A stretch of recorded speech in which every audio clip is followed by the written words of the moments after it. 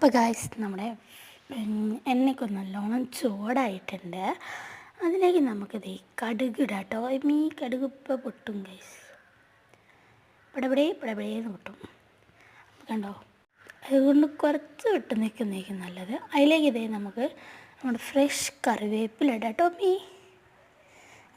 ചെറുതായിട്ട് പൊട്ടിത്തെറിക്കുന്നൊക്കെ ഉണ്ട്, അതൊന്നും നമ്മൾ കാര്യമാക്കരുത്, നമ്മൾ തോറ്റു കൊടുക്കില്ല.